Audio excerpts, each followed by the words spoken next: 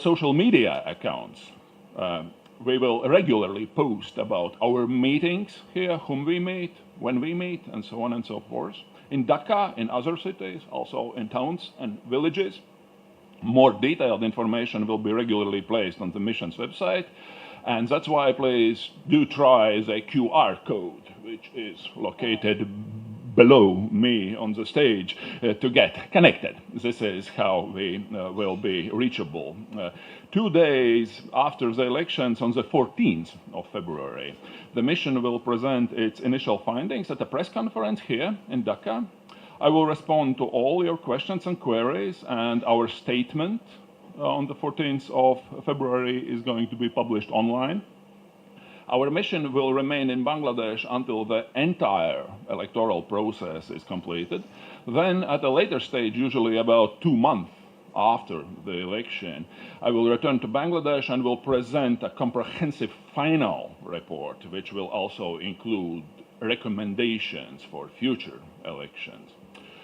I'm really honored to have been given this opportunity to lead the EU Electoral Observation Mission and to witness these historic elections. Since my arrival in Dhaka on Thursday, I have held a series of meetings and discussions with electoral stakeholders. These discussions have been invaluable in understanding the context and preparing for our work. In addition to the meetings related to the elections, I also have talked to young voters who will cast their ballots for the first time. And I also have visited important places to honor and to understand the rich cultural heritage of Bangladesh. My team and I have been warmly received by all our partners here, for which I am sincerely thankful. Let me conclude by stressing once again, these elections are crucial to fortify democratic institutions through the ballot box. Hence, it will be important that these elections are conducted peacefully, in a transparent and inclusive manner, and that all voters and candidates retain confidence in the process and in the outcome.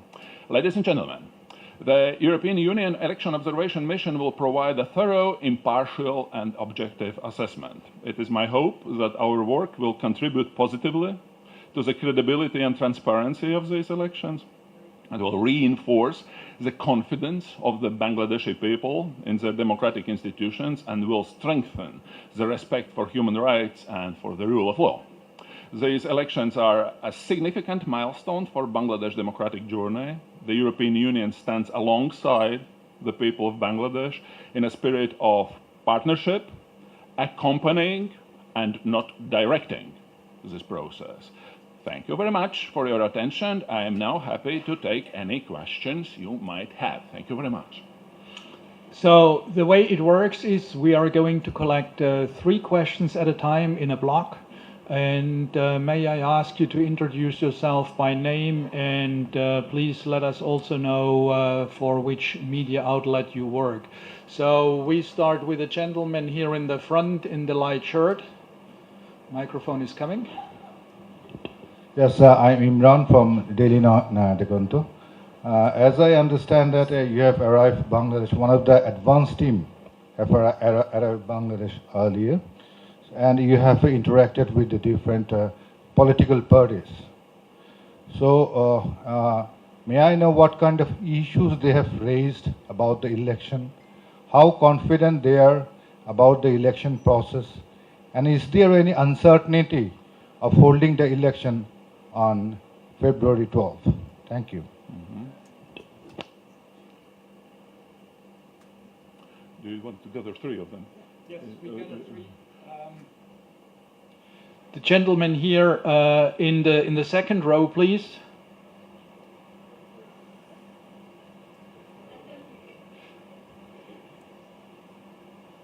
Excellency, my name is Panthur Rahman. I work for a television channel, Channel I. My question is, how does your team will assess the independence, as you said, and capacity of the Election Commission of Bangladesh during the election period? Thank you. The third question we take from the lady all the way on the other end. Excellency, my name is Ishad Jahan Urmi. I work for DBC News. If I ask you just one main challenge for this election, what you think? What the main challenge? One challenge, if I ask. Thank you. Thank you very much for all the three extremely relevant questions. The first one, what issues have been raised by the political parties? I mean, of course, we have discussed all the context where this election is taking place, but as I look at the political parties I have met, and there are just a few of them, this is a process. We are continuing tomorrow, and also after that, what really positively makes an impact on me is that they are very expressly devoted to really having a credible and participatory election, which to my mind is really good. As for the later process, of course, we are going to observe how it's going to evolve. And of course, we should also take into account that since 2008, no credible and competitive elections have taken place in Bangladesh, which means that many things have to be, if you want, reintroduced and re-debated. As for the Central Electoral Committee, the initial impression is that we value their transparency and their openness, also in working with us. As for the later work we have just started, we will pay our attention to both legal aspects that are very important for us, how the law is being followed, but nevertheless, in that sense, this is what we are here to observe, the impartiality also of the authorities, including, of course, the Central Electoral Commission. As for the one main aspect, I have to say, and one main issue, this is, as in many countries, including my own and other European countries, the central issue is to gain the trust and confidence of the citizens. This is, to my mind, really the most important thing that this whole process should be devoted to. And in that sense, we think that our mission's contribution should be of some value, because we are really here to support this really historic elections. We have a question here in the third row at the corner. Sir, this is Mishu. I work for Jamuna TV. It's a 24/7 news channel. My question is about how do you have assessed the law and order situation right now here in Bangladesh? And what about level playing field? Most of the political party claimed that they don't get the level playing field. So what's your assessment so far? The next question, this gentleman on this side. Hi, it's Tanzim Anwar. Yeah.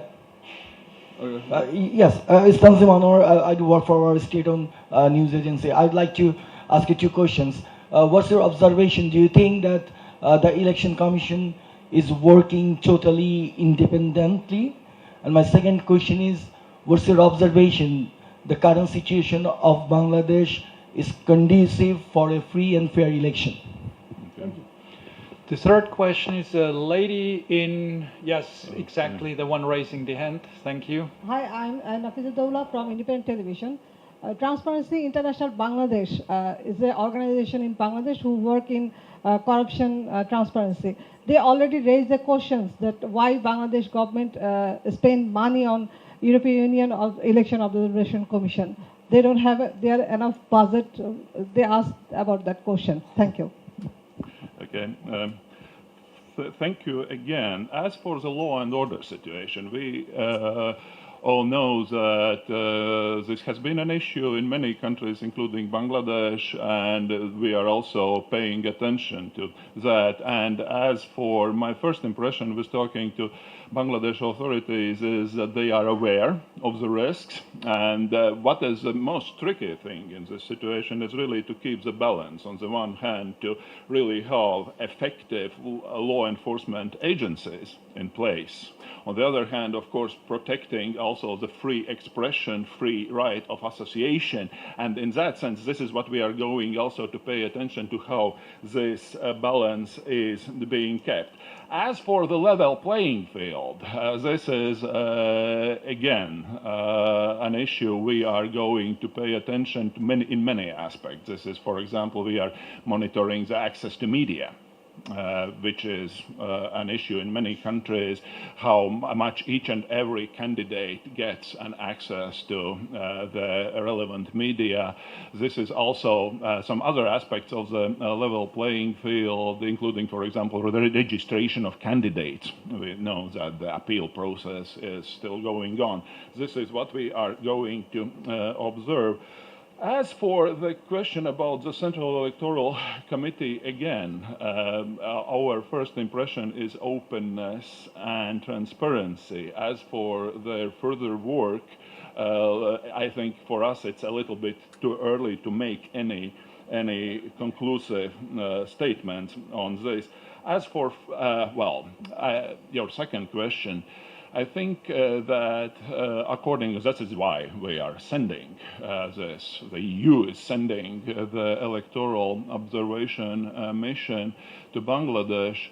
Is that I think that the perception is that Bangladesh is capable of having really credible participatory elections in order to move forward as a democratic country. And here I move to the last question about the European taxpayers' money being spent on as this electoral observation, which is absolutely credible question. Why do we do that? You all know that the world is in a rather turbulent state right now. And the EU needs its partners in many ways, and Bangladesh has been and hopefully will be an important partner in many ways, including investment, trade, combating climate change. And as for let me just emphasize that we are not receiving any funding from the Bangladeshi taxpayers. This is a European self-funded issue. And well, just to get back to that issue on the taxpayers' money. Well, in order to have those partners, we have to have a permanent link with democratic rule of law based countries, with our predictable partners in cooperation, in investment, in trade, and in some other issues that are at the center of our cooperation. And that's why this is a tradition. As I said at the very beginning, we are sending approximately up to 10 electoral observation missions a year to our partners all over the world. Thank you. The question here, second row on the, thank you. It is Shahidul Islam Chaudhry. I work for Deshopantar. It's a Bengali language daily. After the announcement of the election schedule, the district administration and the police administrations are technically under the election commission. But these two institutions are capable of manipulating the election and the election process and the electoral results, and had earned bad name in last few elections, especially the 2018 election. So, what is your initial impression about the intention or capacity of the district and Upazila election administration and the police administration as a whole? Thank you. Well, of course, we will take into account the historical context when these elections are taking place, also in terms of this transition since the July uprising up until the very election day, which has been a very turbulent time. We have been analyzing the legal framework. We have been also talking to the authorities about this issue. But again, for me, it's a little too early to give any impressions because, for example, if you're talking about the regions, I haven't been outside Dhaka for these days because I have been meeting people only here. But let me emphasize once again, this is an important question because we know that this is not a, very regular situation in the Bangladeshi history because of the previous period and then July uprising and then the transition process. Yep. Then we had a question on this side, the gentleman with the shawl. No, in front of you, Thank you. My name is Sifat Kabir and I work for Deshkal News. In short, it's DN. My question is, since your arrival in Dhaka, you have met several politicians, government officials, I believe. So what's your primary assessment on the ground level before the election? What do you think, your primary assessment? Well, I'm taking apparently them one by one. So the gentleman in the blue jacket, please. Thank you. My name is Moshe Hasib. I work for Channel 24. So, how do you see the deepfake issues on social media and how these issues will be used in this election? And what are your capacities in terms of sorting these digital propaganda issues? That's my first question. The second part of the question, is there any concern on the pre and post-election violence in the upcoming one? And then let's take the third question, the gentleman in the third row, second chair. Yes. Thank you. This is Mustafiz. I work for New Age. It's English Language Daily.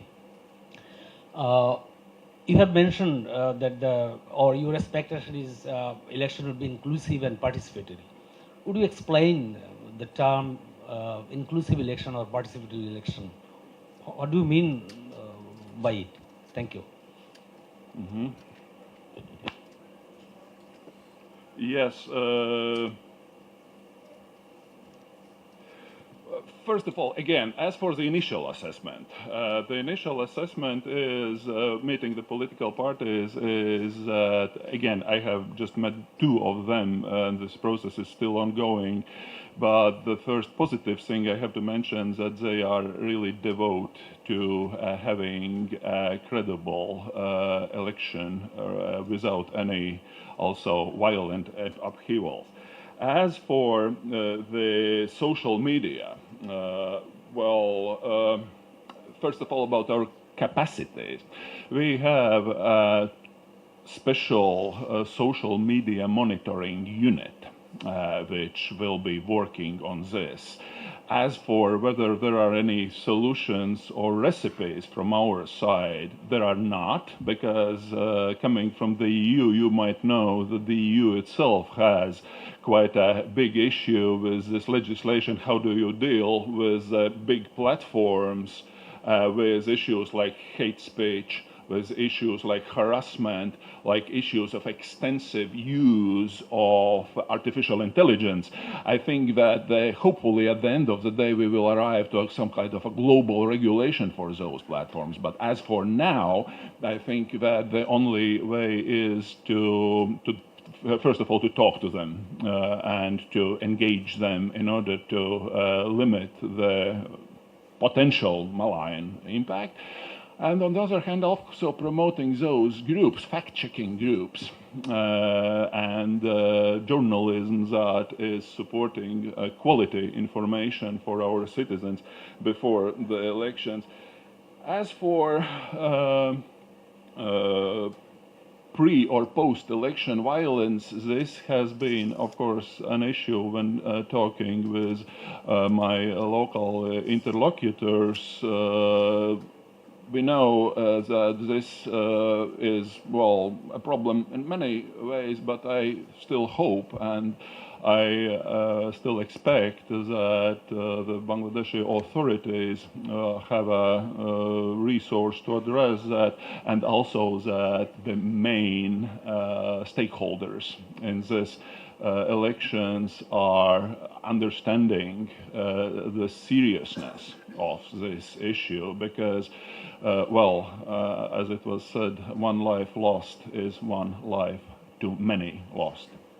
And as for the inclusive participatory, this is an important issue. I think that inclusive means, from our perspective, first of all, inclusion of all social groups of Bangladeshi citizens, groups like women, groups like ethnic, religious minorities, and also the regional groups to participate them. And participatory is also the what we are really looking forward to have a credible turnout for those elections, which would also signal us that Bangladeshi citizens are really using this democratic process to decide their own future. Thank you. So we have the first question, third row at the aisle, please. And the second question on the second row. Yeah. Hi, this is Wahid Ezas. I represent Prothom Alo. So I have two questions precisely. When you emphasize on the peaceful, transparent, and inclusive election, you emphasizing on the role of media. So in last 17, 18 months, we see a larger amount of challenges from the social media, be it Facebook, YouTube, or anything else.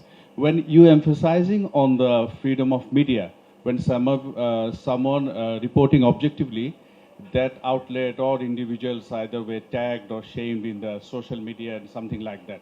Whether you have interacted with the stakeholders, these sort of issues was raised by be it a political party or any other actors. That is one part of the question. And the second part is that this is for the first time we are going to witnessing a simultaneous election, both for the parliament as well as the referendum. Whether, what is your impression after having interacting with the stakeholders, whether these are sort of challenges in regards to the referendum? Thank you. Mm-hmm. This is Porimal Palma from the Daily Star. So I have actually two questions. One is you said that you expect the elections, every stage of election to be transparent.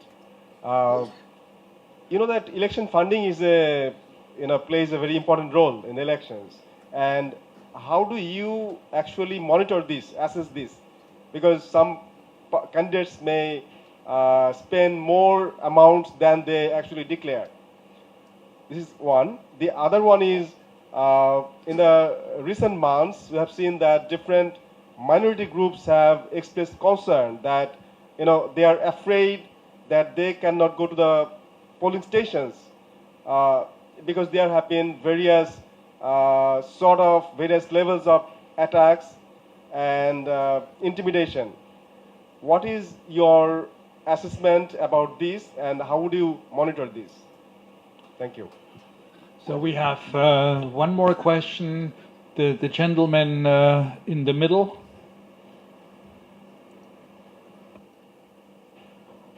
Excellency, my name is Mohsin. I work for Daily Shamokal. So my question regarding, I have two questions very precisely. My question regarding, first of all, regarding the inclusivity and the participation. I mean, last 15 years, whenever the election took place in Bangladesh, we heard from the European ambassadors regarding the inclusivity and participatory means the participation of all political parties in Bangladesh. And now suddenly the explanation got changed, and you are saying actually all the groups of Bangladesh. Actually, what do you actually mean? Whether the participation of the political parties or only the groups, I mean the minority groups